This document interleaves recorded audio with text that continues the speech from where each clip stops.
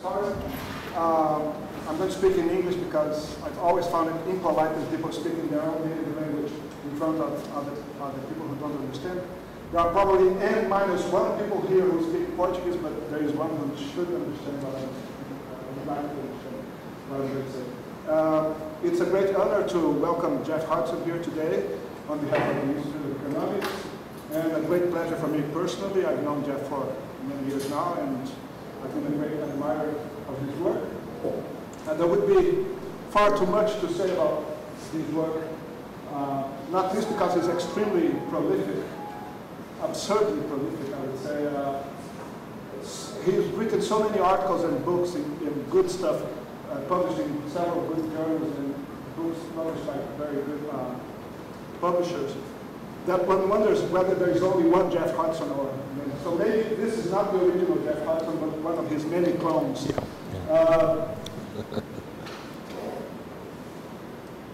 So that would be far too much to say about his work, but there is no need actually to say much because he's quite well known. In fact, he's one of the best known and most widely cited heterodox economists in the world in any field. And he's even more distinguished in his own field of specialization, which is institutional economics. I would say that he's mainly responsible for the revival of institutional economics from a heterodox perspective in the last decades. He's not only that, but I think, in my opinion, and I think in the opinion of many other people, he's the very best heterodox institutional economist in the world today, and has been for a couple of decades. So, welcome, Geoff. He's going to talk about inequality, why someone would choose the topic of inequality to give a talk in Brazil, I don't understand, but I hope you will. So let's hear from him. Yeah. Thank you very much. Thank you very much, David, for that very kind, maybe too kind introduction. It's a great pleasure to be here again. It's my second visit to this university. Can you all hear me okay? So the mic is not for internal, it's external. Okay, it's not, it's no personal attack or national attack to talk about inequality, because I think although levels of inequality differ in different countries, every country in the world faces this problem to some degree. In Britain, historically, the level of equality compared with Brazil, say, has been less, but it's increasing quite dramatically. So my country has this problem as well. It's getting worse. So I want to talk about some facts about inequality. I want to talk about how we explain it, and then also consider some policies. The policy area is very difficult, but I think we have to think about it. So this is the structure of my talk. It's a kind of contradiction of capitalism, if you like, that one of the original slogans of capitalism is liberté, égalité, fraternity, liberty, equality, and fraternity. Equality being key, the idea of breaking down the old feudal order where you have kings and landowners and aristocrats, and putting everyone on the same legal footing and establishing equal rights, as expressed in the slogan of the French Republic, still there on the official French documentation. And it's a kind of contradiction that capitalism did create legal equality at different times, at different rates. The French Revolution established legal equality for men, at least. Women equality came later, and that's a different story in different countries. In Brazil, you were relatively late abolishing slavery. The US was also late abolishing slavery. Abolished slavery after the Civil War, as you know, in the 1860s. So this move towards equality under the law, where we more or less have equal rights. In Britain, we still have a queen, so there's some inequality of the law with the monarchy still there. But there has been a progressive, more or less, move in most countries towards equality in the law over the last 200 years, but economic inequality has got wider. okay? It's got worse, generally speaking. So it is a sort of contradiction that you have a leveling in terms of rights, formal rights, but economically the gap between rich and poor, the rich and the powerful and the others is increasing. Here's some figures. I'll have to sort of focus in to explain what's going on. The type is rather small. If you can follow me over there on this one, it's Australia, Brazil, China, France, etc. going down. Well, this is first of all for wealth. Okay, so I'll talk about income in a minute. The point I want to make is not that there's 2 points I want to make. One is that generally speaking, as far as we've got data, say the top 10%, you have quite large concentrations of wealth in the top 10%. Actually, there was a figure released in Britain, if I remember the figure exactly, 2 days ago. One report said the richest, I think it was 7 families in the UK, have the same wealth as the bottom 20%. Right? So just 7 families have the same wealth as the bottom 20%. There are different ways of expressing this, but we do have in many countries, including the most developed countries, high levels of concentration of wealth. Even in places like Switzerland, which is third row from the bottom, very, very high. And also in countries like Sweden, which has an egalitarian ethos and a social democratic history, it's still relatively high. The rightmost column is the Gini coefficient, and as you know, the Gini coefficient is another measure of inequality. The higher the coefficient, the higher the level, so you can compare, and Brazil comes in with this data particularly high. One of the highest, another high one is actually Sweden, surprisingly high, and Switzerland again, and USA also high. And you can see the differences there. So one point also true is that we do have variation across countries. So the fact that we have variation across countries, I mean, no country is particularly wonderful here, does suggest you can do something about it within capitalism. Okay? So I may have an argument with my Marxist friends who say, well, the only thing you need anything you can do to deal with the problem is have the socialist revolution, okay? And to destroy capitalism as we know it, and to expropriate the expropriators and so on. Well, maybe, maybe not, but the point is there's enough variation within capitalism, even by this data, to actually say we can do something within capitalism about this problem. So I would make that case too, although the scale of the problem is particularly severe. Now, you know what the Gini coefficient is, so I don't need to explain that to you. This is the distribution of income, which of course is a different story. And here we have enough data with most countries between 1970 and 2000 to track this through time. So we can both see differences between countries and we can track through time. And in all but 3 cases, by the Gini coefficient, distribution of income has got more unequal. Okay? Some, though, much more than others. The big growth in inequality, or one of the biggest, is Russia and the UK. Okay? So this again suggests that countries have a general problem with inequality, but some countries are changing more rapidly than others, and generally in a bad direction, more inequality. Whereas other examples, we have the 3 countries which are Italy, South Korea and Spain, where inequality has been reduced in terms of income. Now, the original figures, the 1970 figures for those countries, show that they were actually higher. So there's slight evidence of convergence.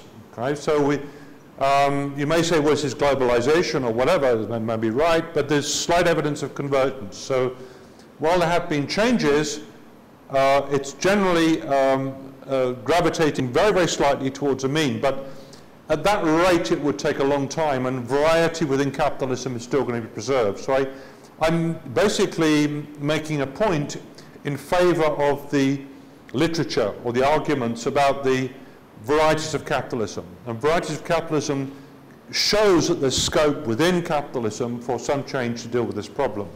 Whether you need to go beyond capitalism or whether is a different matter, but we can discuss that. One of the great gurus of equality, a recently high-flying American economist, is Milanovich, and he's got data on, he's got the best data sets, I think, as far as I'm aware, on global inequality.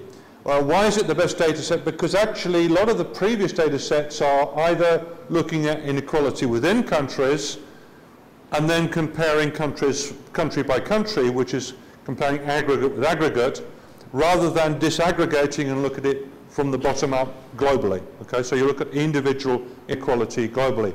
And depending how you look at this problem, you get a different story. So he gets this consistent story by actually getting improved data sets.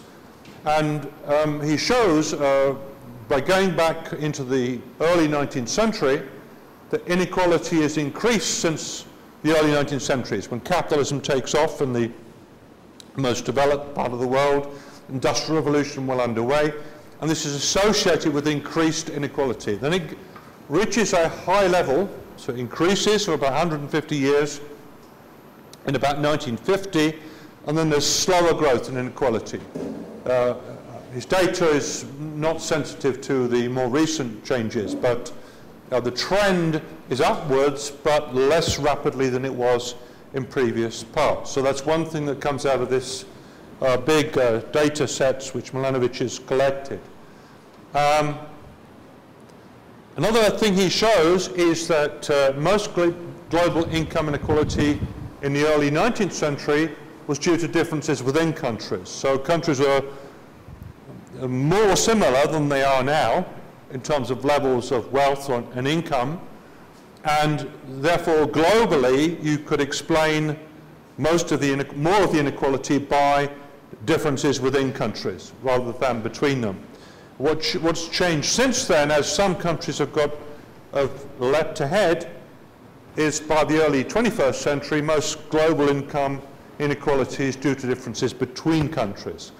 This is an important result because actually it has something to say about globalization, and I'll come back to that in a minute. So even though countries like China and India are growing very rapidly, the gap between, say, China and India on the one hand and the developed world on the other, say Europe, Western Europe, explains more inequality than the inequality within countries. The inequality within countries is huge, including within China and India, but more of the global inequality is explained by differences between countries rather than within countries. So it's again an important empirical result. I got interested in this guy. Have you heard of Thomas Paine?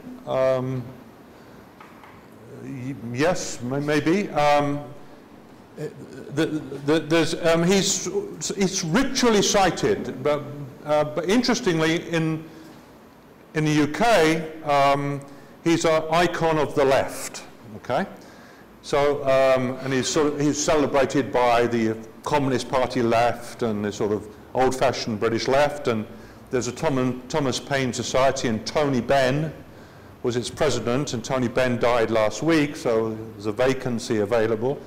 But in the United States, he's celebrated as a libertarian. Okay, so he has a kind of paradoxical position. So the left excuse is that he's a pre-socialist. Okay, his dates are such that the word socialism hadn't been invented, and the sort of hand-waving excuse here is if socialism had been ideologically developed, he would have been one, but actually I doubt it. Anyway, just whatever explanation of his position, he focuses very much on the issue of inequality. He actually defends a market economy, defends private property, but focuses on inequality. But he was a radical at the same time because he was involved both in the American Revolution and in the French Revolution. He was very nearly executed in the Terror, but then he went back to the United States and died in 1809. So I'm interested in Paine because later in my lecture I'm going to show you some of Paine's policy proposals to deal with inequality. But it's a nice a quotation from him about the spectacle of inequality. If you haven't read this book, I strongly recommend that you do. Okay? This is a book which is making a sensation. It's been out for about 5-6 years now. But the two authors are British authors, Richard Wilkinson and Kate Pickett. And basically it's a set of correlations between certain things, certain negative outcomes concerning health, delinquency, all sorts of things, and inequality. And they compare different countries, the levels of inequality, and all the internal states of the United States, all 50, 48 states, whatever, they're 50 states of the United States.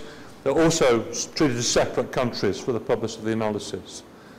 And what they show, for example, is that using data, 23 countries and the separate states of the USA, they observe negative correlations between inequality and physical health, mental health, education, child well-being, social mobility, trust, and community life. And all these things are statistically significant in their analysis.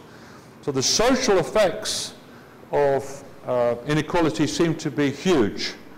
And this is one of the most devastating critiques of inequality from that point of view by gathering this data. It is still being debated and still very hotly discussed in the UK and elsewhere. You also find positive correlations between inequality and drug abuse, imprisonment, obesity, violence, teenage pregnancies, all sorts of things. All that is laid out in the book. So there's a sort of book full of evidence that inequality isn't simply a matter of injustice or objectionable in its own intrinsic terms. It also has fairly catastrophic social effects. The less clear in the book, and also from subsequent discussion of the book, is why is that so? Why does it lead to more anxiety and so on? And the arguments are rehearsed rather than proved. And the argument is something to do with feelings of exclusion, social solidarity, the need for social solidarity, the need for belonging, the feelings of powerlessness, the psychological effects which an unequal society might generate. But that's largely speculative, and I think there's more work to be done on this, and it will be done by social psychologists and medical people and so on. But the evidence is there. The correlations are very, very strong. So we have to take note of that. Right, so the next section of the talk is what generates inequality. Okay, where does it come from? We know that it has negative effects.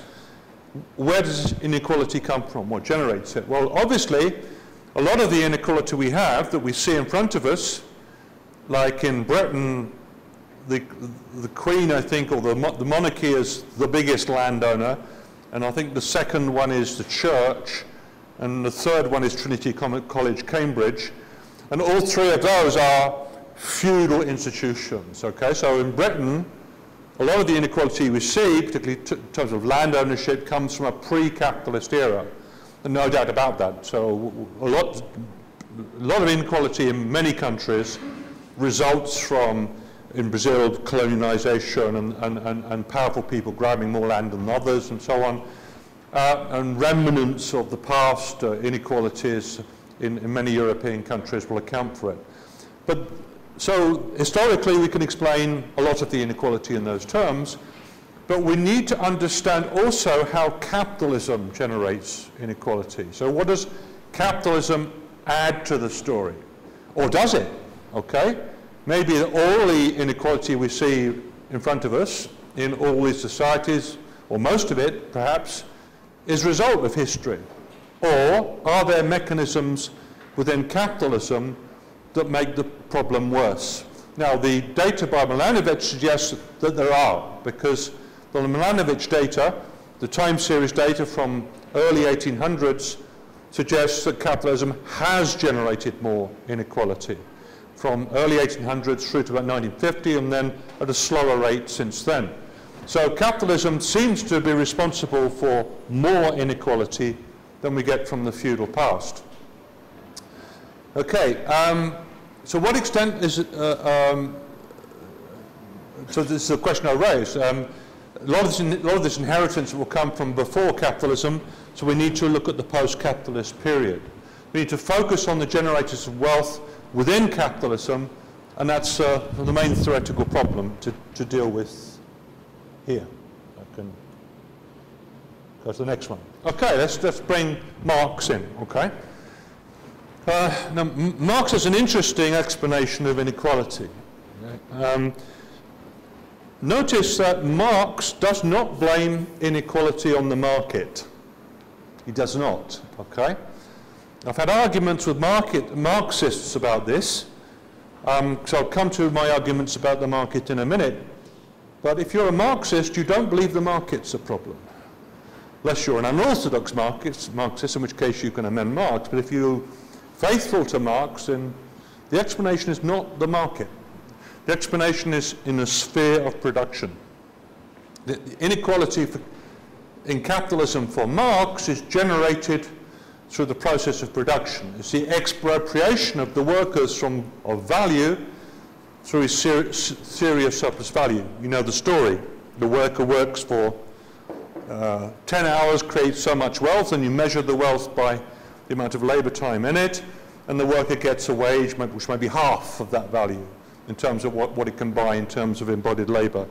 So the half, the 50%, is taken away by the capitalist and becomes profit, and that generates inequality. No, it's true that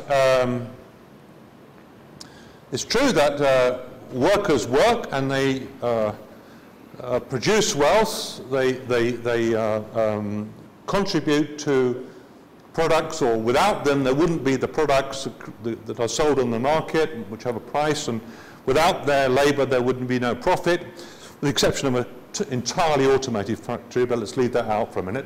Where there's labor involved, which is most spheres of production, most parts of production, without the labor you would not have any profit. But the problem is that this argument is circular. The problem is you simply assume that labor is the source of all value, and then say the worker doesn't get all their labor time back. Okay? To say that the labor is necessary for production is not to say that it's the only thing necessary for production. Other things, other conditions are necessary for production to take place. So there's machinery and inputs and whatever. So labor is necessary for production, but other things also are necessary for production. So assuming that labor is the source of all value is not, is simply demonstrating what you have to prove, because other things also could contribute to value. You can't simply assume it at the outset. Now, Marx assumed it at the outset because all other preceding economists, Smith, Ricardo, and Marx, all had the same idea about the labor theory of value. So the problem of the labor theory of value is its circularity, that it assumes that labor is a source of value and then demonstrates the workers don't get the value back. Let's deal with another figure, a living economist this time. This is Stiglitz, if you recognize him here. Now, Stiglitz is sort of centre-left politically, and he's written actually quite an excellent book on American inequality. It's a popularly written book, but it's very important because inequality is an important issue in the States, and we welcome his attention to that problem. But look carefully at what he says in that book, and he says things like, markets often lead to high levels of inequality. This is actually in the early pages of the book. So you imagine the book's going to tell you how markets generate inequality. But the further you read into the book, he doesn't actually tell you that. What happens is that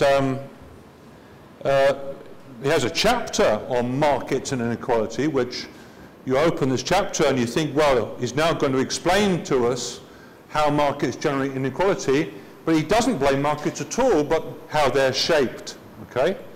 Now, in a sense, markets can generate inequality, because if you have asymmetries of power in the market, then people can manipulate prices by oligopolistic power or monopolistic power. They can drive out weaker competitors by manipulating prices, or lowering prices artificially for a while, for example, making them all bankrupt, then putting them up. So when we have oligopolistic or monopolistic markets, they can be manipulated by powerful actors to create more inequality. But that's, again, assuming something which kind of begs the question, because if you say that the source of inequality in markets is oligopolistic power, then you're not blaming it on markets as such, but oligopolistic markets. The question I'm raising is whether markets in general create inequality. So let's do the kind of textbook mental exercise. Let's assume perfect competition. If you assume perfect competition, which in a sense Marx does as well in his discussion in Volume 1, if you assume perfect competition, then you're assuming away the possibility of oligopolistic interference and manipulation of prices and driving people out of the market. So it's less obvious that a perfectly competitive or close to perfectly competitive market would itself generate inequality, which suggests that the problem with markets is not markets as such, but potential oligopolistic or monopolistic power within markets. And again, Stiglitz again retreats from the statement that markets are to blame. There's another book which is called The Matthew Principle by a guy called Daniel Rigney, and in there he has what's called the parable of the monopoly game. The book is about cumulative processes which create positive feedback effects. And the parable of the monopoly game, I think, is interesting. You all know the game of Monopoly, yeah? You're familiar with this. Sorry? Okay. What are the names of the streets? Are they Rio streets or Sao Paulo streets?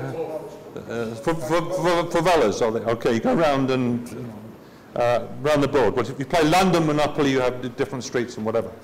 Now, the Monopoly game, as you know, is a game with a little bit of skill in it and a lot of chance. And if you have people who are more or less sort of adult players or more or less similar skill, everyone will know that what you have to do is more or less grab the property you can at the beginning of the game, and then the more you grab, the more revenue you generate, and therefore you get richer, and then you buy more property. Okay, so the first moves are crucial. Now, the first moves largely depend on luck. You may make strategic or tactical decisions that have positive or negative effects at the beginning, but it's largely luck, because sometimes you can get a lousy throws of the dice and you don't land on the right things. Sometimes you get good throws and you get the good properties and you buy them up, and it's cumulative. And as you know in the game, once you get ahead, the whole thing becomes more so. Now, let's assume that this Monopoly game is no longer a game of private enterprise when you are buying properties and charging rents. Let's assume that it's nationalized, okay? So if you have nationalized monopoly, you still have the same result. So you would have, instead of when you land on a property, you become the manager and charge a rent, and you don't, and you have a commission from the rent, so you 100% commission, so you pocket the money. The same effect will be there. So the fact that you have this positive feedback process, where those that get ahead get more ahead, and the more you're ahead, the more you get ahead, is irrespective of the structure of property rights. It would be true in a nationalized game of Monopoly as well as a privately owned one. Okay, so this example of positive feedback loops isn't market specific. It's more general than that.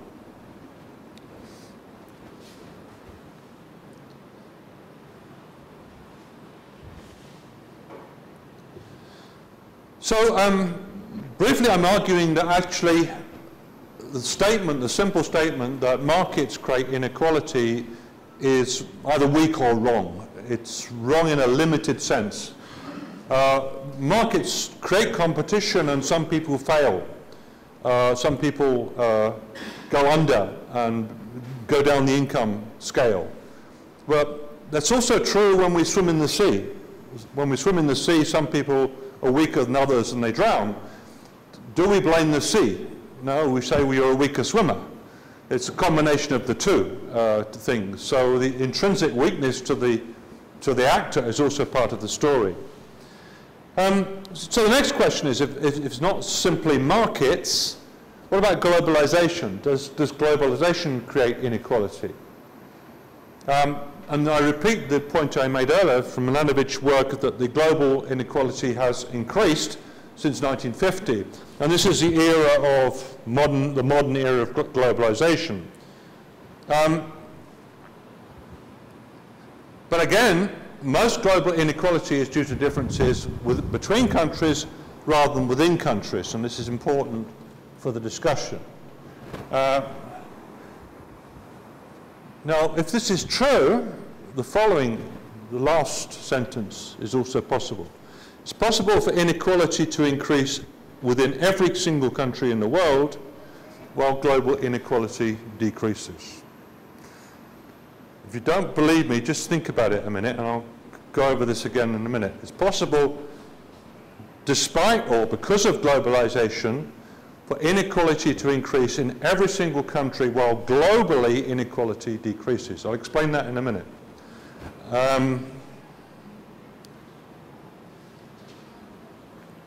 For example,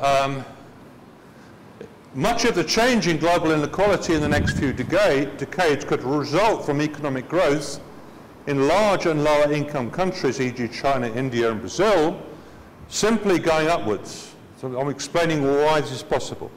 So let's assume we have the developed world here with a spread of inequality, okay, a spread of income or wealth inequality, and we have Brazil here and China and India also with a big spread, okay, and they're also individually getting wider in terms of spread. But at the same time, let's say China, which is 20% of the world's population, is just moving up right here. So when you look at the global spread of inequality, 20% of the world's population is getting significantly richer, which means that inequality globally could be getting less, while individually the country is becoming more unequal. So it's perfectly possible.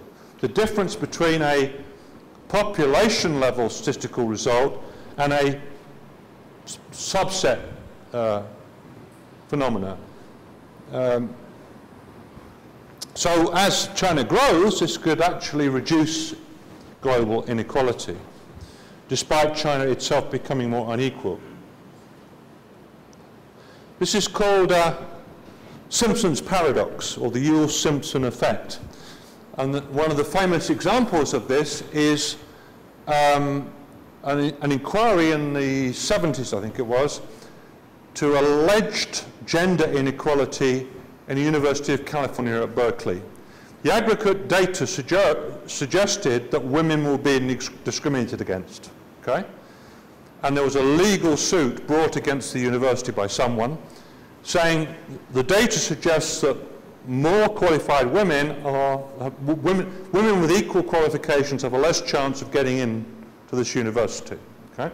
And the aggregate data showed that quite clearly. So the university reacted to this lawsuit by inquiring into every single department. Show us how you're discriminating against women, okay? And to the surprise, they found that every single department was discriminating in favor of women. So it's possible, in other words, men and women of similar qualifications, a woman had a slight advantage of getting in. It's possible for every department to discriminate in favor of women, and globally the effect at the university to be the opposite, discriminating against. Why? You look a bit perplexed. Well, just think about it. Subjects like English or English literature tend to attract a lot of people, and therefore the entrance requirements go up. okay? Other subjects like physics or engineering may be less popular, okay? So they put the entrance requirements down. And there's then, maybe now too, but then it was true that the demand for the different subjects between men and women varied. So more women wanted to do subjects like English, and more men wanted to do subjects like engineering and science. But because the demand for English was, on the aggregate, overall much higher than the capacity they could supply, they put the qualifications up.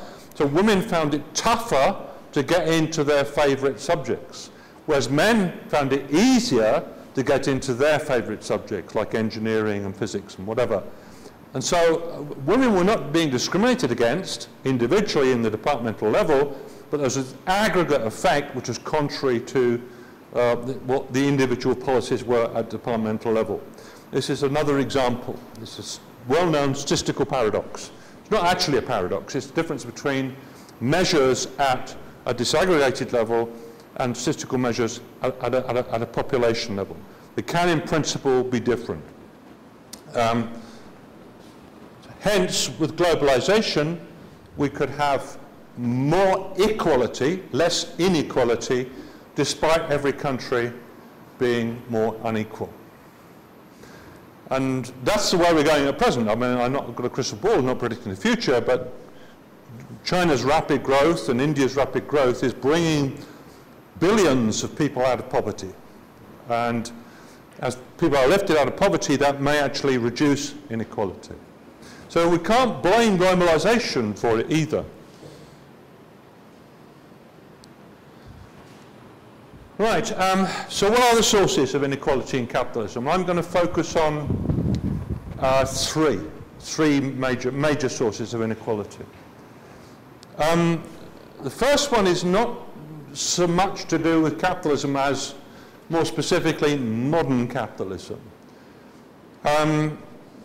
Marx predicted that capitalism will be associated with de-skilling. He thought that as capitalism developed, the average level of skill for workers would go down. This has been flatly contradicted by the facts. Okay? Although there are examples of de-skilling, we know personal examples from our personal life, we know the creation of things like call centres where people have very routine and boring work. All these things are happening, but all the data suggests that on the average, skill levels are rising. And this is why modern capitalism has to invest much more in education. It's why the number of people going to universities in most developed countries has increased from a tiny elite to 40% in the US, 30% in other countries, and I guess it's getting higher in Brazil too. So there's clear evidence that on the average, skill levels are increasing, or at least over the last 100 years. It does not necessarily mean we can extrapolate into the future. It could change. There's different scenarios. But if this is maintained, if the level of skill required to get a good job, level of training required to get a good job is maintained, and a fortiori, if skill levels increase, then a crucial potential generator of inequality is differential access to education. Okay, those are, like you and I, are fortunate enough to get to university and to study and get qualifications, have disadvantage over those that don't. David was telling me earlier when we were walking around the campus about one of the problems in the Brazilian education system is that you have good universities, but the public sector primary and secondary schools are inferior quality. So the middle classes buy themselves private education for their children. Understandably, we want to do the best for our children, but the poor cannot. And because of the lower quality of public sector primary and secondary schools in Brazil, this means that a large tract of the population are excluded from access or have difficulty of access to higher education. And this is a crucial problem, even for Britain. because maybe the standard of public sector education in Britain is better, though it's far from perfect. There's still localities, there's neighbourhoods with poor schools and bad discipline, bad funding, and so on. I'm not often singing the praises of Tony Blair, given his record on various things like the Iraq War, but one thing he said right at the beginning of his period of leadership of the Labour Party is, what three things do you think are most important? And he said, education, education, and education. And I think that's quite an inspired statement about the importance of education. Equal access, in turn, is fed by other things. Inequalities of wealth and income obviously affect access to good schooling. Even if in Britain, even if you send your children to public sector schools, to state schools, you often manipulate the system by moving into an area where the schools are better. So there's you move away from a neighbourhood with poor schools, and you buy a house in a neighbourhood with a better school. And so even people devoted to public sector education will have better access because they will move to better schools. And so therefore differential in income creates unequal education, which in turn feeds back and creates more inequality. So it's a cumulative process, a feedback loop where these things interact with each other. Now there's a second important difference. So if you think of go back to the question about what generates wealth and how we conceive of wealth generation, and I quickly dismiss the Labour theory of value, assuming what it proves, but there are differences between factor inputs, what we factors of production, as they're called in textbooks. So an owner of capital and an owner of labour power, in the textbook they arrive at the production function with the labels K and L, okay? And then the both input and the production function tells you what the output is, Cobb, Douglas, whatever. And there appears to be a symmetry. Factors of production are treated equally. But Marshall and other economists notice that there's an asymmetry. Green was a political theorist, Marshall, Hodgson, and I didn't notice it, but I published this, one of my early publications, noticed that these people had said the same thing. And it's the fact that the big difference between the owner of capital and the owner of labour is that the owner of capital can then walk away. They can hire out their machines, they can put their money into the project, and then they can go off and do something else while the money or the wealth is generating yet more wealth or more money. Whereas the worker, when they're hiring their labour, has to give up their physical time as well. So that's why I call it corporeal exploitation, is because your body has to go with the service that you actually provide. Whereas the capitalist, this is not the case. Now, I think this is an important source of inequality in capitalism. Because if you want to make money, if you want to do the best for things, if you want to educate your children, give them proper care and nurture and whatever, all these things require time. And the capitalist has time. The capitalist has time to speculate, to find opportunities, to be entrepreneurial. The worker is robbed of time because they have to be present in the process of production. So the two factors are not symmetrical in that sense. And Marshall, giving due credit, in the principles is crystal clear about this. It's a difference between capital and labour. Yet it's not mentioned in the modern textbooks these days. They're more interested in the coefficients in the Cobb-Douglas production function than the underlying asymmetries. I think this is an important source of inequality. But it's also a source of inequality in any system. It's not peculiar to capitalism. But it does actually suggest that things like limitations on the working day, in France, 35-hour week and so on, whether you go that far is a matter of policy debate, but these are important issues. The liberation of time is an important instrument in the battle against inequality. Okay?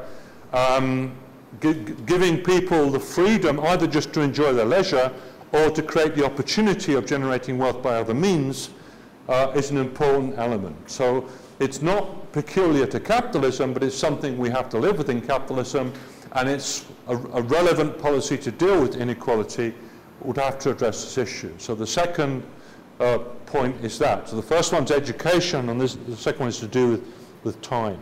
Okay? Right, the third one I think is perhaps one which is completely neglected, but maybe the most important. Capitalism, as I said, is associated with this ideology of liberté, égalité, and fraternity, of equality under the law and freedom. And equality under the law and freedom mean no slavery. Okay? You can't have slavery. Slavery is the antithesis of freedom. There's an interesting, by the way, discussion amongst libertarians whether voluntary slavery should be allowed. Okay?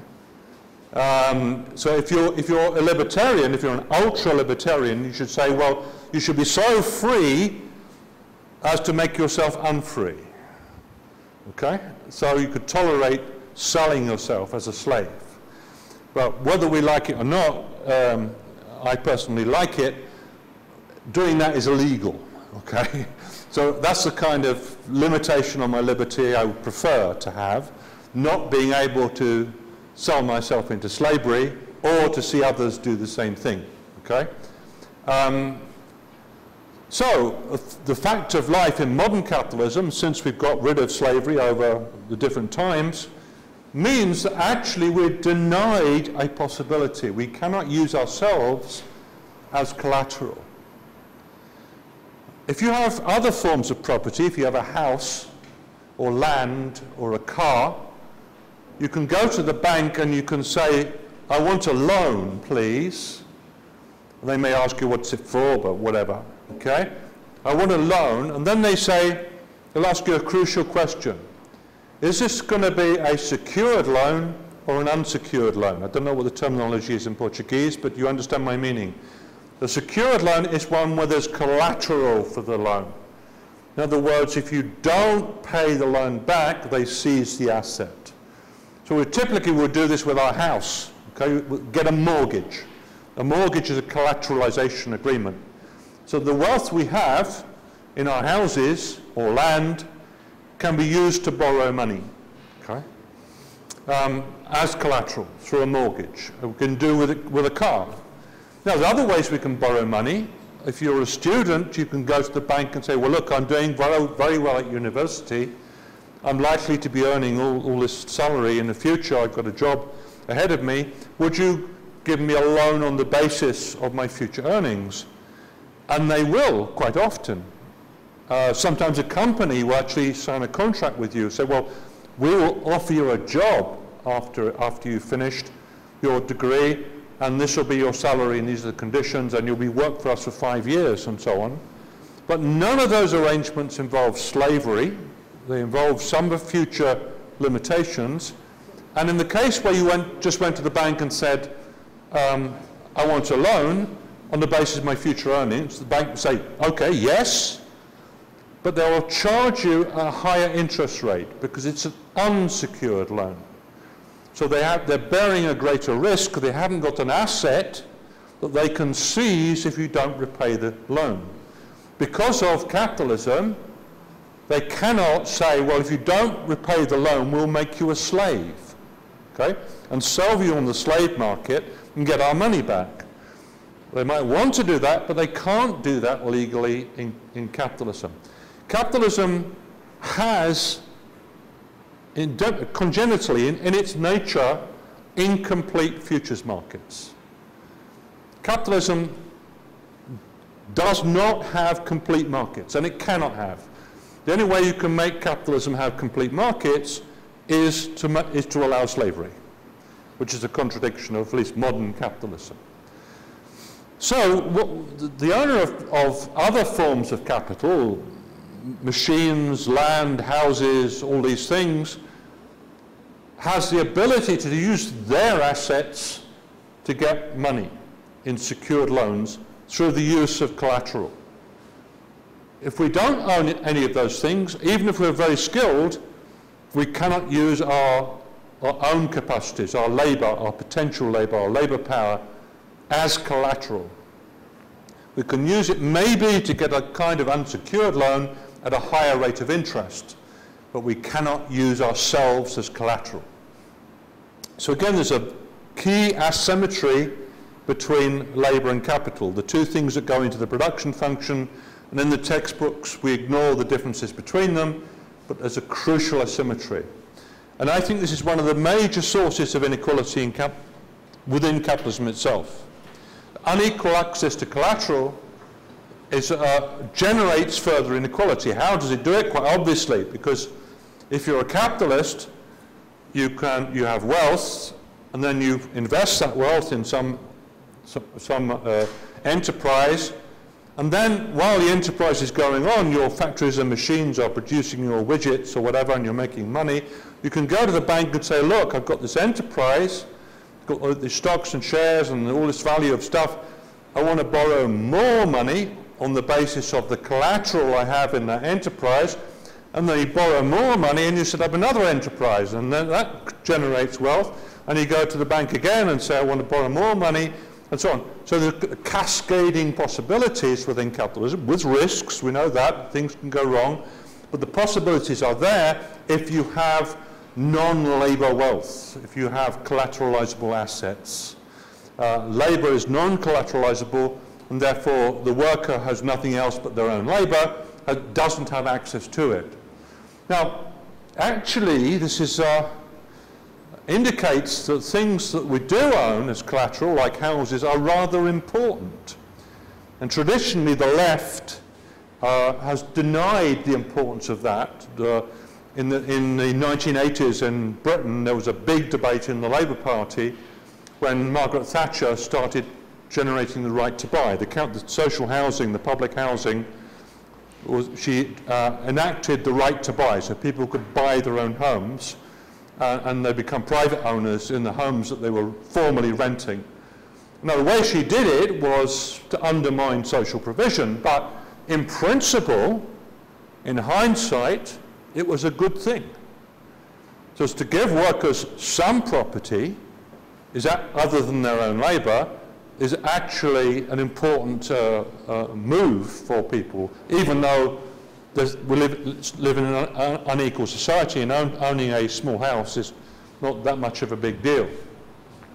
Anyway, so capitalism is truly biblical in its scope, because we have this wonderful quotation, the Matthew effect, you give to those who have. So if you have collateralizable assets, that generates further wealth for you. So to him who hath. So my key argument is the foremost generator of inequality under capitalism is not markets, but, in one word, capital. Right, so how do I define capital? This is I have another chapter in the book, so I can give you another hour talk on it, actually, on this question, about the meaning of the term capital. If you want to hear it, you can come to Rio tomorrow, because I'm giving the talk tomorrow. It's called What is Capital? But to give you the 2-minute version of the talk, if you go to the person in the financial district of Sao Paulo and ask them in Portuguese, is it capitale, something like that? So what do you mean by that? Okay, and they say, well, it's business assets. It's the stuff on my balance sheet which is declarable in some value. It can include tangible or intangible assets, plus the money and other stuff on my balance sheet, all of which I can use to invest or to obtain money as collateral to invest. So that's the meaning of capital, which has prevailed since the 13th century.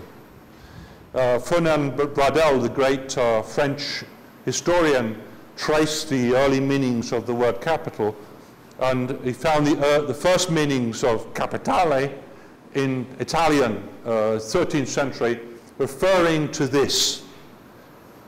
Money or monetizable assets. So if you want to come to my talk tomorrow in Rio, I'll tell you that stuff like human capital and social capital is a misunderstanding of what capital is.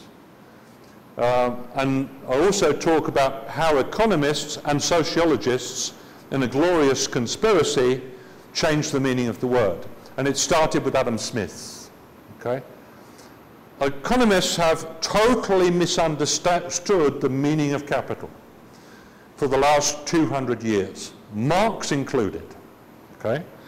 Not just him, but all of them. Smith, instead of saying it's monetizable assets or claims, it becomes the assets themselves. So because workers can produce things, therefore they have human capital. Because social networks are useful, we call it social capital. But you can't buy or sell these things. I mean, there's Facebook and there's LinkedIn and these other things, which you're not selling the network, you're selling the platform. So we could discuss that in the question. So in the argument, I exclude those. They're not really capital, because they're not saleable, and being saleable is a condition for alienable. We can rent our labor, but we can't sell ourselves. We can't enslave ourselves. So if there is human capital, it is slavery. And the first origin of the term human capital is in the context of slavery. So the term human capital originates in the context of slavery. So the true human capital are slaves. So what Becker's meaning is a different meaning. But if you define capital in this way, slaves are collateralizable, so slaves can be capital. But if we don't have slavery, we don't have human capital anymore. It has to be this kind of thing.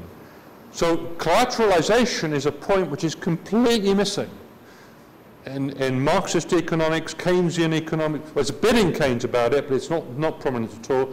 It's missing from Schumpeter, it's missing from neoclassical economics, it's missing from Adam Smith and so on. And the source of the problem is that they have a wrong definition of property.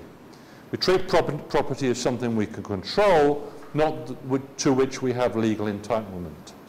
This is all in my book, so if you want to unpack that a bit, we can do that in the questions. So if you define capital this way, then you have the source of inequality being that.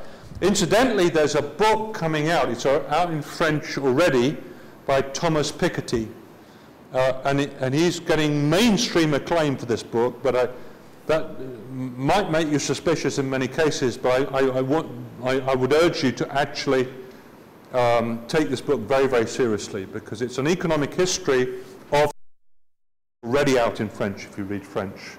So watch out for Piketty's work on capital and inequality, because that gives you a similar story. Let's go back to Paine, Thomas Paine. What I raise him because actually he suggests a number of things which are relevant. The first thing, he was a very early advocate of old age pensions, which we now take for granted. But he was realizing that people, when they're older, can't work so hard physically, but they should be entitled to some provision, some means of survival. So although he was not in favor of a strong, big government, he did favor an old age pension.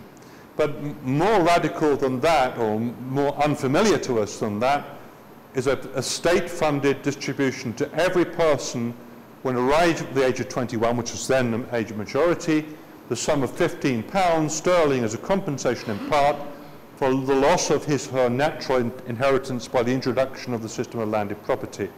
Now, if you convert this £21, it's about £79,000 or $120,000 as an equivalent share of 2011 GDP. It's not a small amount of money, okay? His political justification of it is interesting because he says, because it's a pre-industrial, or it's only the beginnings of industrialization, so he sees most wealth of land, and he says, where does land come from? It's basically a gift of God, it's inherited, it's there from the beginning, yet some people have very exclusive access to it and generate wealth. We all have the right to this legacy that we get. So it's a kind of natural right argument, which would also apply to other things as well. So it's still relevant.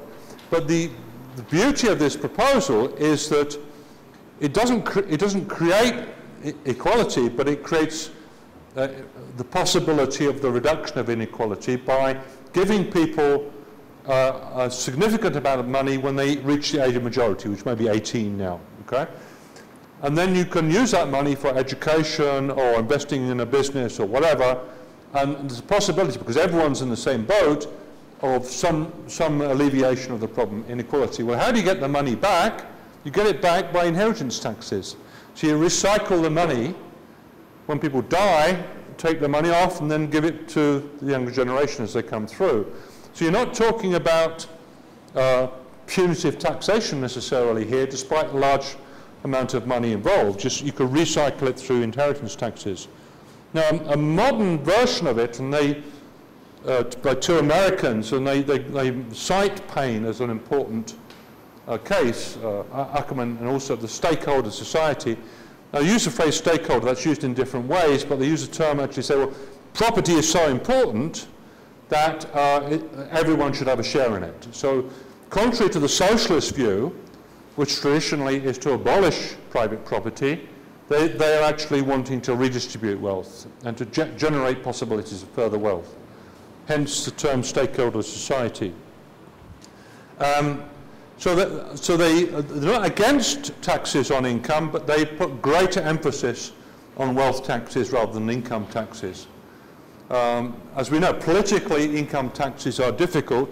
There's also difficult with any taxes in a kind of society which has libertarian reflexes, but it may be possible to make further inroads on wealth taxes and more difficult to make further inroads on income taxes. They propose the same Payneite solution of a large cash grant to citizens on their age of majority, and general implementation of wealth tax to pay for it. There's also similar proposals by a book that came out in the same year by Bowles and Gintis, which also talks about measures to deal with inequality. And Bowles and Gintis, I think, include a basic income, so the basic income proposal. So you have this large wealth redistribution, but also a basic income entitlement, which is, I know, being discussed in Brazil, which has to be financed somewhere, but it's a useful way of thinking about the problem.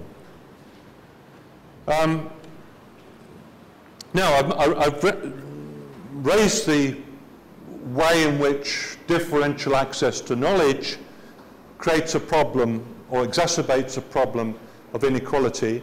Well, as capitalism becomes more knowledge intensive, policies to give more equal access to education also become very important. So I think that the obvious conclusion from that diagnosis of part of the problem is to develop the education system and to ensure widespread access. And also you need skill development policies. And there's particularly to deal with job displacement and unemployment, so you don't throw people on the scrap heap.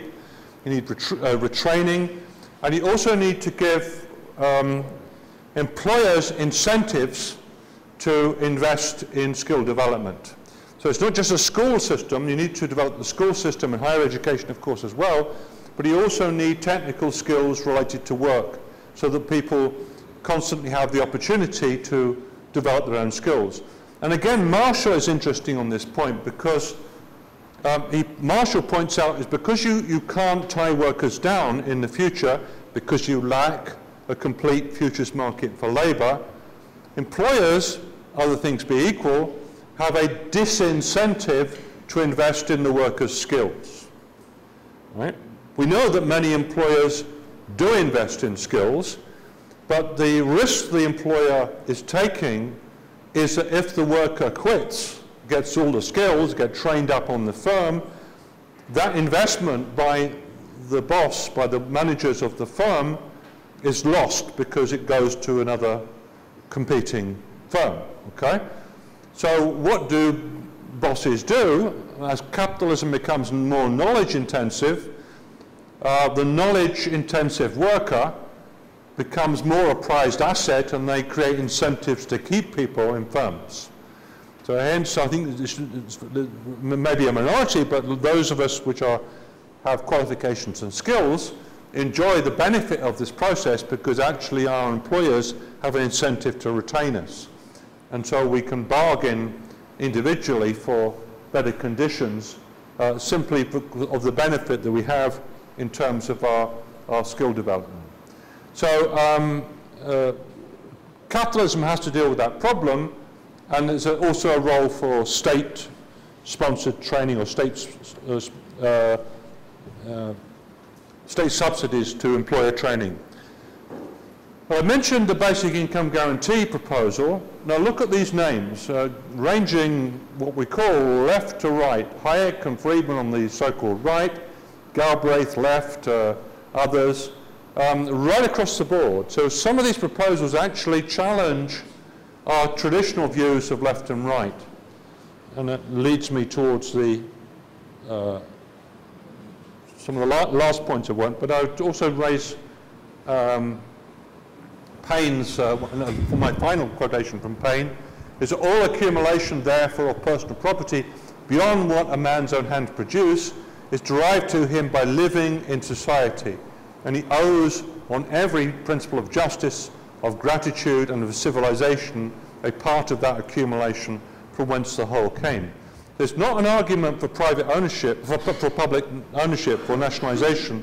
It's an argument of justice, that we are fortunate to live in a society where past generations have built things up for us. They've created institutions, they've created wealth, and we benefit from that. So our capacities, our skills, our abilities are partly result of the benefit we have in that society. So we all live in a society where we owe to others from the present and past. And that's the principle of justice involved behind this, which doesn't necessarily mean nationalization or public ownership. So the last part of my talk is to talk beyond. I want to talk about how this challenges our conventional views of left or right. This is a picture of the French Assembly in the 1790s, and it looks chaotic, and I think it was during that particular period of the French Revolution. The terms, as you probably know, the terms left and right derive from the French Revolution, from one particular phase of it, which is actually immediately after the fall of the Bastille of 1789. Because then in the Parliament there were a group which were seated on the right of the President of the Assembly, who wanted to keep the monarchy, and there was a group on the left that wanted to get rid of it. And then what happened is that the monarchists were purged, and they had to move over, and the Girondists were purged, and they had to move over. Progressively, the meanings of these terms changed. But originally, the right meant tradition, privilege, inequality under the law, monarchy, etc. And left meant equality, fraternity, liberty. Not nationalization, though. So Paine would have sat on the left. In fact, Paine did he was given a seat in the National Assembly, and he sat on the right because he was a Girondist. Girondists were also quite libertarian and anti-monarchist, because things have shifted over. So it's a complicated story. But what happened after that is the term left, thanks to these gentlemen and others, changed its meaning. Before they entered the scene, actually, by 1900, left meant common ownership of the means of production, and then Stalin and Mao are seen as left because of that shift of meaning. But the term right also shifted to the defense of free markets and private ownership. So we describe Hayek as right, maybe wrongly, but that's a typical description, and Milton Friedman and American Tea Party and so on. So people that advocate free markets and private ownership are described as right, not conservative anymore, okay? Because conservatism means defense of the status quo, defense of privilege, defense of inequality. The American right currently, most of them anyway, are libertarians, the Tea Party types, and then they are maybe stupid, but they're not conservative. So Hayek, for example, is called right, but actually, if Hayek went back in a time machine, his economic policies in revolutionary France would have placed him on the left. Because hardly anybody, I don't know of anybody in the French Assembly in the 1790s advocating public ownership. They all advocated markets and private ownership. And actually for breaking up big monopolies and having small firms, very much like Hayek. So the right comes to occupy the territory formerly occupied by the left. So the whole meanings become inverted. And I'm suggesting really we have to think outside this language. An argument I just put to you is that what happened, so Paine was a radical and the left of the French Assembly were radicals, but then socialism arrives and says, well, the problem is private ownership. And so the abolition of private ownership becomes the foremost thing, and that's becomes the meaning of the label of the left. It's understandable in the time to blame private property as a problem, but I think it was a strategic error. It was a wrong turning for the radical movement at the time. And so if we go back in time, we can argue that we have an alternative radical route.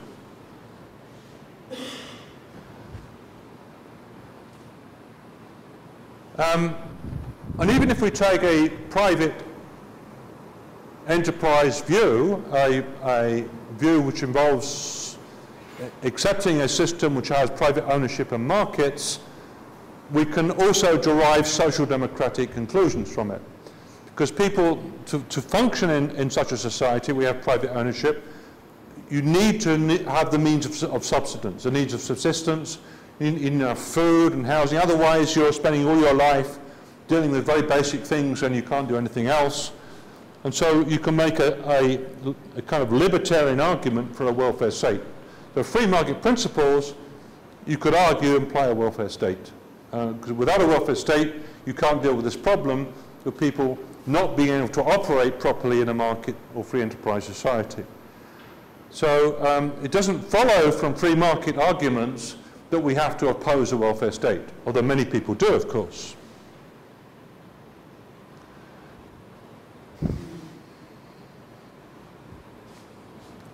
So there are limits to markets, and there's a need for a welfare state. We can discuss, I'm running out of time, I've run over my time, arguments to do externalities, destabilization and so on, suggest that markets can't be everywhere.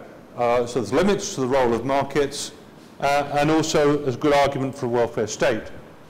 And crucially, by pushing back slavery and establishing a system of wage labour, capitalism limited the market at its core, disallowed complete futures markets for labour power. So capitalism itself limits the markets. And because of the ban of slavery, workers cannot be used as collateral for obtaining loans, and they cannot be separated from the labour in production, which creates the problem for capitalism. So the central problem in capitalism is inequality, not private ownership. And it's policies to deal with inequality which we have to discuss, not just in Brazil, but in every major country. And that's a quick advertisement for the book, where all these arguments are going to be rehearsed when the book's published. So thank you very much for your time. I've spent much more than I thought.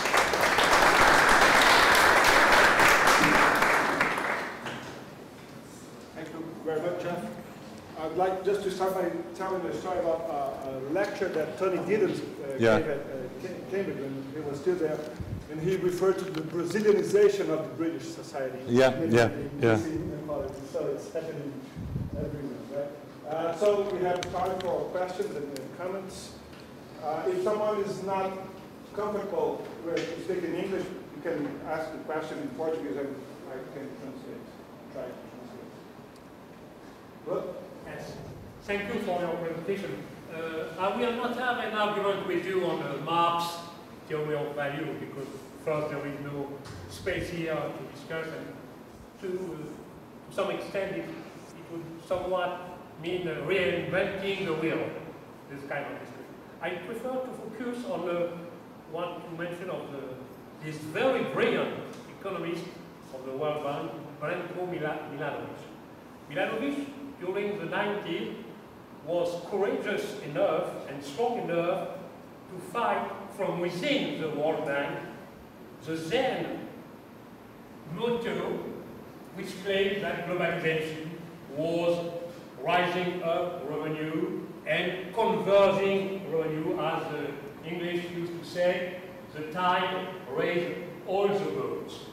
So I think it was quite interesting, and recently, you mentioned his paper in 2011 or so, he published a book, a paper, basically stating that place war has replaced class war. That means that if you are in place like Brazil, you have very little chance to become rich. I am not sure that the wealthy people living in Sao Paulo or in Mexico, what I call are not member of what I call the International of Frontier. I mean, I'm not sure that the way of life, the standard of life in Sao Paulo, Mexico, or other cities in the third world are not comparable to very French wealth. But it's not my point. The point of Milanovic in his last paper is to claim that because of that, because place war has replaced class war, there is no class struggle any longer. So one pinpoint correctly in my view, Milanovic, is that there is no place in the really existing globalization for people of the third world to catch up or even to take over development countries. I mean, it's quite correct because my analytical framework is not a kind of stagist theory or catching up theory, but a kind of combined and uneven development at the world level. So I think that we have in this world a combination of inequality and, in the meantime, globalization. It's not, in my view, a rebutter of the class struggle. It's a rebutter of the stagist theory. I mean, Milanovic evidenced himself very brilliantly that inequality are increasing, of course, even among and within developed countries. So, of course, we can not speak of class struggle, but the fact that inequality has also increased within and dramatically increased in OECD countries, in my view, is somewhat evident that there is a kind of ongoing class warfare. And Warren Buffett, philanthropic tycoon, US tycoon, said, yes, the 3 last decades have been about a class warfare, and we, Warren Buffett and my colleague, won this class warfare. So in fact, my first question, do you think that the fact that there is no catching up process in the average income in the world dismiss this kind of class struggle within country, even in developed countries? And my second question is also about Milanovic. Milanovic put forward another theme to speak, another issue. He claimed that to some extent, instead of what Marx and Trotsky, because he quotes Marx and Trotsky in his paper, at odds with what Marx and Trotsky said, that there is a kind of international solidarity between workers, between exploited people. No, forget that. People are entrenching in within their boundary. The basic point by Milanovic is to say that absent significant macroeconomic growth in developing countries, the only way to converge revenue is to promote migration. And he criticized to some extent the fact that the workers of the developed countries are worried of migration. So I think he is right. Unfortunately, it's a tragedy in Europe, especially that the worker, the local worker, feels that it is or her main enemy is the poor Romanian, the poor Algerian, the poor Tunisian. I think it's a real tragedy, and you will see in the forthcoming European election. But on the other way, you could consider that migration and massive migration has always been, and to some extent could be, in the context of neoliberal globalization, a way to just promote by business, by capitalism, a kind of race to the bottom. I mean, immigration has always been used by ruling classes as a way to divide people. So I am in favor of immigration, no doubt about that, but could you not understand, and could we not understand why, for instance, European workers are so worried with migration because they feel that in the context of this globalization, not in general globalization, but in this globalization in which wealthy people are offshoring their wealth in Switzerland and other fiscal paradise, maybe we could understand that poor people and poor unemployed in Europe are pretty worried with migration in Europe because of this kind of neoliberal globalization. So what is your opinion? Thank you. What is my opinion of Milankovic? I didn't raise it, I just talked about his data. Okay, I just simply cited his data. And from what you say, you have no argument with his data. So I'm saying he collected some data, and this is what the data says. I didn't quote him on place war or class war or anything else, okay, or on immigration. I didn't mention it. I just used his data. So you have to ask him those questions, not me. No, it's a part of the discussion on reducing... Okay, I will answer you then, okay? I don't like the phrase class war, okay, because rights are universal, right? Class war is the instrument of dictatorship. It's a phraseology of Mao and Stalin, who put people to death because they called kulaks or capitalist roaders or whatever. Human rights are universal. We have to get rid of the language of class war. It's one of the worst legacies of Marxism. Time and time again, it's led to totalitarianism, destruction, arbitrary death. It is not class war. It's about human rights. And the poor person in Brazil and the poor person in my country has rights. That's the basis of dealing with inequality. Because if you put people on the street, if you don't give them access to education, if you don't enable them to use their talents to the full, it's their rights are being challenged. Class war is a dangerous instrument of oppression, that terminology. And I'm for raising the poor up. And if you call that class war, okay, it's a different meaning, okay? We have to get rid of this language of class struggle. If we've learned nothing from the 20th century. Read what happened in China, read what happened in the Soviet Union. And don't gloss it over and say, well, it would be better when we have our revolution. I don't believe it. Every case, the language of class war is an excuse for one group to put another group to death simply because they're alleged to be kulaks or rich or whatever. Human rights are universal. That's what I think about it. Okay, I have no agreement. I have no argument with that. No agreement or disagreement? No, I have no argument with that. No argument. Good, we agree. Excellent. Yeah. Yeah. Any more questions, comments? Good. I understand that you dismiss the importance of globalization as a factor, bringing inequality. But if I understood well your argument, is that as long as there are some poor countries that are catching up, Yeah. and so the international inequality between the countries is decreasing. No. Is that your... No, it's not between countries. When you say global, it's possible in principle for inequality to increase in every single country and global inequality between individuals to decrease. Okay? So it's not inequality between countries, which is necessary. So you have to get the same basis of measurement. Inequality between individuals within countries can increase, while global inequality between individuals decreases. It's just statistically possible. I'm not saying I'm in favour or against it, I'm saying it's statistically possible.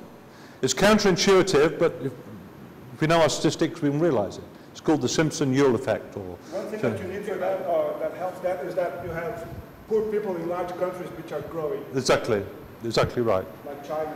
Yeah, that's right. But anyway, everybody lives in a specific country.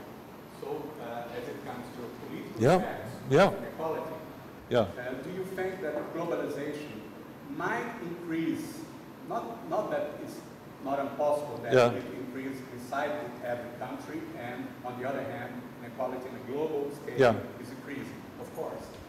I agree with the data. Okay. But do you think that globalization is a source of increase in inequality inside each and every country?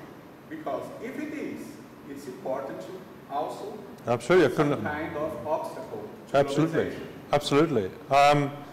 I mean, there's a number of questions, quite rightly. I mean, I talked about the problem of inequality within countries, and that's, I agree with you, has to be dealt with. Okay? My argument vis-a-vis globalization, not for or against it, was that we can't blame increasing inequality on globalization. Right? But that doesn't mean globalization is good or bad.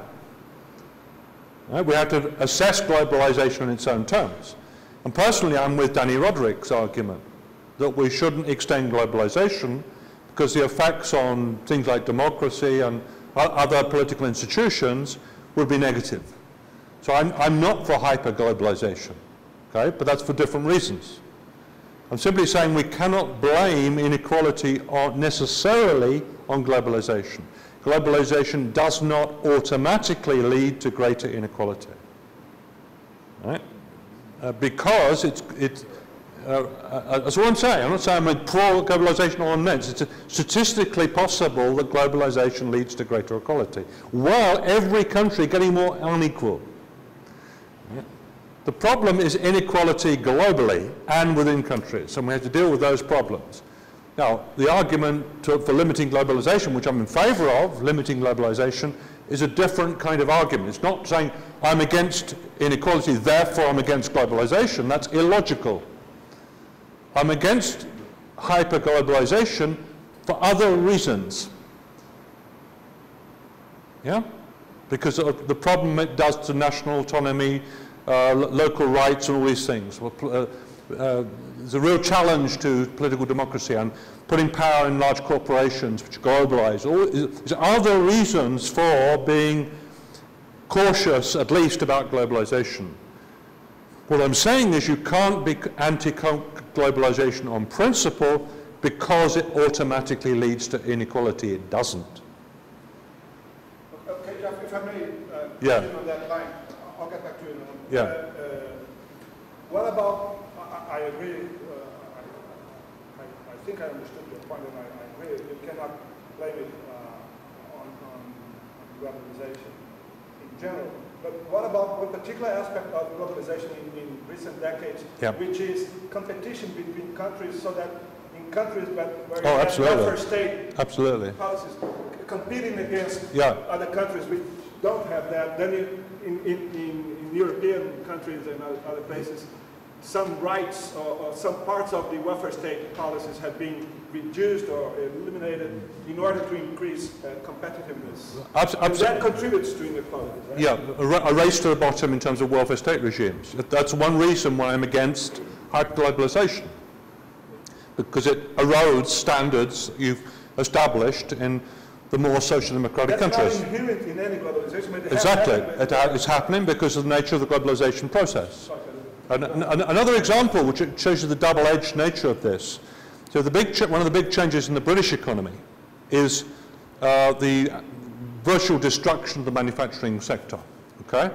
So I mean, I can remember 50 years ago where the working class was a manual working class and there was employed and unemployed, and their route to a job was typically through various forms of manual work, skilled or unskilled manual work. Now, a lot of that has been completely destroyed within Britain, and you've got the creation of this underclass in British society, which live off the welfare state, and there's drug abuse and all this stuff. I mean, same in the US. Now, where have those jobs gone? They've gone to China. Okay, so Britain has become more unequal because of that, whereas in China, that also has become more unequal, but a lot of poorer peasants have got better off because of the growth of manufacturing in China. So it's actually a complex story. If you take Britain and China together, probably the equality's got slightly less because a lot of poor peasants have got richer, a huge number of them. But both countries have got more unequal through globalization. So the globalization story is complicated. All I'm saying is, you can't be against globalization in principle because in principle it always generates inequality. It doesn't. There's other good reasons to be against globalization. I didn't mean to prevent you. Yeah. I just wanted to... Yeah. No, certainly my point, actually, I would ask exactly about the possibility of capital to make arbitrage between wages and labor rights and social rights because of the difference in the capital mobility and labor mobility. Yeah. And I think that's a fact that's built in our specific kind of globalization that contributes to rising inequality. So another argument against globalization is the infant industry argument. I mean, developing countries like Brazil, and I mean, Brazil has now established key industries, but to say African countries, which is beginning to develop, African countries find it very, very difficult to develop industry because they're immediately faced with the competitive challenge in a global market of large established corporations which got to the level of technology and whatever. And so it's the infant industry argument to restrict trade, for tariffs or trade limitations, to enable the poorer countries to establish their industries, build up the skill level, and then compete. It's Hajun Chang's argument about kicking away the ladder, the developmental process, because that's what Britain did and America did and Germany did right at the beginning. We protected, then built our trade up, and then competed, and bashed everybody and by competition, by globalization. So there's all sorts of good arguments for limiting globalization, okay? But not on the grounds that it inevitably creates inequality.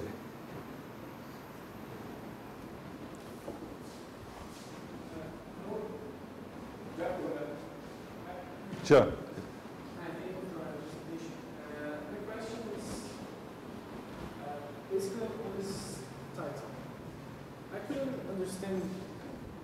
Very well, your definition of capitalism.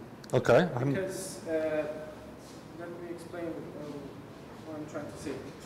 If you take your definition of capital as money, basically money and everything that can be sold, is capitalism the social system of capital? Mm-hmm. So is capitalism eternal? Because money, we have money all over history. And this is a provocation about the Marxist definition of capitalism. This is what I'm trying to understand. What's your conception of capitalism? Well, I think that's a very good question, okay? I did give you a rough definition of capital, but I didn't give you a definition of capitalism, and I think your question is a very good one, okay? Again, I'm going to advertise the book. In the book, there's an argument for a definition of capitalism, okay? Now, it's true that money has been around for a long time. It's not been eternal, but it's been around for thousands of years. So if capital was simply money and capitalism was simply a money society, then we would have had capitalism for thousands of years. Some people think like that, but it's not what I think, okay? The crucial thing about collateralization of property, though, is very recent. The ability to use property as collateral is a very recent development.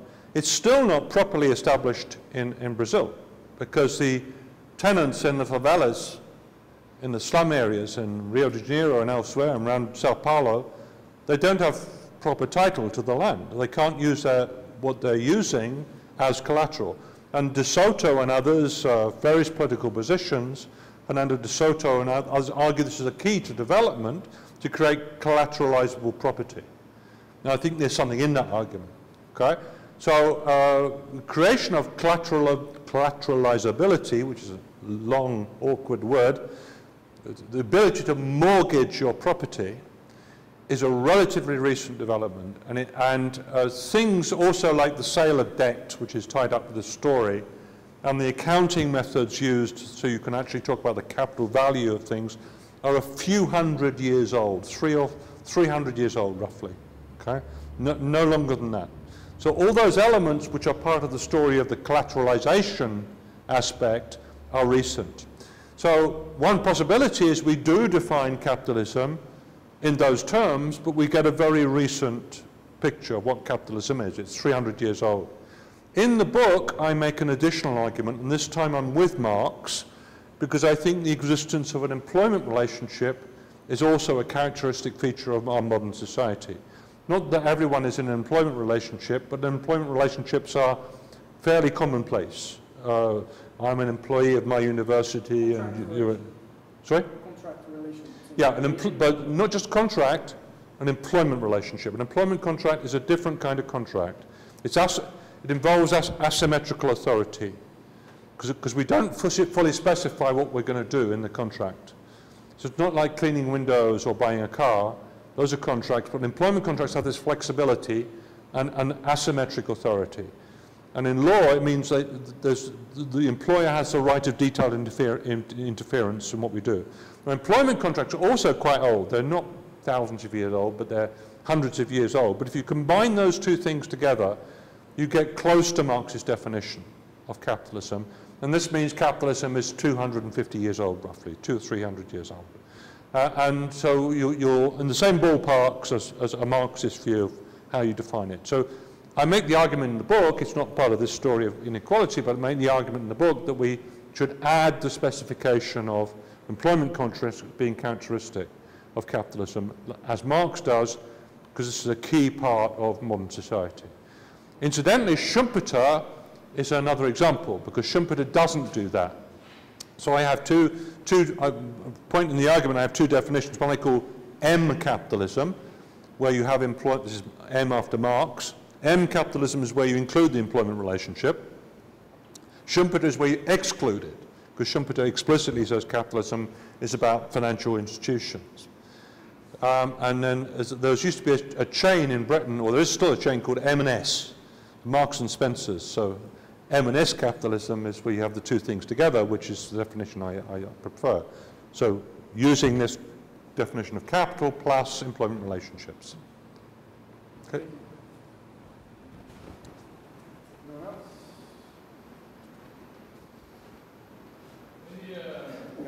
Question on Brazilian politics. Yeah. We have this government handout called Bolsa Familia. It's from the Lula government, where you send your children to school, you get a scholarship or a government handout. Yeah. And it seems that it's been criticized because it gives people fish instead of telling them how to fish. But also, and the Gini coefficient has proved that, I suppose, that it's become a little better. So we have less inequality in Brazil over the last few years, slightly maybe, but it's become better. Do you have an opinion? Have you looked at this? I don't know the detail. I mean, from afar, I've followed the change of government, the Lula government, and the subsequent presidential regime, and I've seen some of the problems. So people tell me about some of the problems and some of the difficulties and protests, but also some of the successes. So from my point of view, across the other side of the world, it's a mixed picture with some good things, and the fact they've reduced Gini coefficient is a good thing. I think the anti-poverty program is not being completely successful, but it's a good way of thinking. It's a good strategic. It's good to highlight this issue and to deal with it. I'll be very interested to learn more about it. I'm particularly concerned about access to education in Brazil. I'm also interested in experiments you've had with basic income schemes, discussions about that. There's some discussion in Brazil about basic income, as I understand. So there are political interesting things going on, but I don't know enough about the detail. I'm happy to learn more about it. Okay. Jeff, I personally would like just to, we are running out of time, but I'd like to say something about that. One thing that doesn't appear in the data that you use and many people use is the part of social provision that's not provided by the markets. Yes, right? yes. You talk about inequality, Yeah. income inequality, and Yeah, wealth, yeah. but that involves money and capital. But there are parts of the social provisioning process that may not go through income and wealth. Yeah. And that varies according to the varieties of capitalism. That has changed over time. Yeah. And I'm not an expert on that, but I think that in many places there has been a decrease in social provision, in non-market social provision, right? In Europe and other places.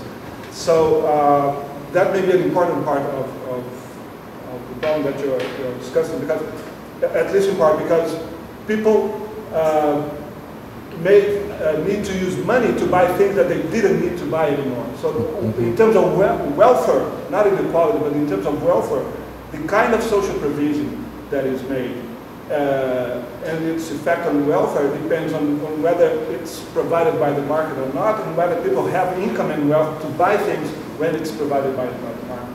Yeah. Yeah, I mean, of course, in most countries you've had these attempts to privatize aspects of welfare provision. Particularly forcefully in my country under both Labour and Conservative governments. I'm not sure, though, that you can say, just simply factually, leaving aside one's view for and against it, that the amount of provision by the market has increased. Okay, there's been a relentless attack of privatization of various services, but in Britain over the last 30, 40 years, but I'm not sure, but at the same time the welfare state's increased. So we need to unpack that issue. So, so even with the National Health Service, where there's little bits that have been hived off and there's various insurance schemes coming on, when I go to the doctor, I don't pay for it. The National Health System, I don't pay for anything. I pay anything at all, or even for my prescription. So you could privatise parts of the provisioning service while the consumer is actually still in a non-market relationship with the health service itself. So it's actually a complicated picture. But I fully generally against the idea that privatization is an efficiency solution to everything. And I think that I've looked at health economics, and the arguments are in favor of this kind of using a market as a solution to all problems are actually very weak. And we need to do hard work and to get data on the way these services actually operate in reality, and stop using the market as a panacea. Incidentally, if capitalism depends on incomplete markets, some argument it does, because capitalism inevitably has incomplete markets. Standard general equilibrium theory tells us that there's a few people who have worked on incomplete markets in general equilibrium theory, is that actually you are bound to be, that market system is bound to be suboptimal. So the conclusion from mainstream economics is that capitalism is suboptimal. The secondary conclusion, mainstream economics tells you, is that if you try and increase market provision in an economy where there's incomplete markets, it's highly possible that you could make the situation less optimal than before, or less sufficient than before. So if we use a mainstream general equilibrium theory, actually we get an argument against privatization. And the people who learn general economic theory, if you go to a mainstream economics department, you're learning general economic theory and all the theorems, existence truths, and Arrow-de Breuer models and all the rest of it, and they won't tell you that under capitalism markets are incomplete, and so the issue of incomplete markets is hived off as a sort of technical expertise area which you do after you've got your PhD degree and you specialise on and you do obscure articles that nobody takes notice of. But actually, the literature tells you that markets can't work perfectly. So we can actually use mainstream theory against free market solutions. Well, I guess that we should. And now, so thank you very much, Jeff, for your talk and discussion. Thanks, everybody. See you next time.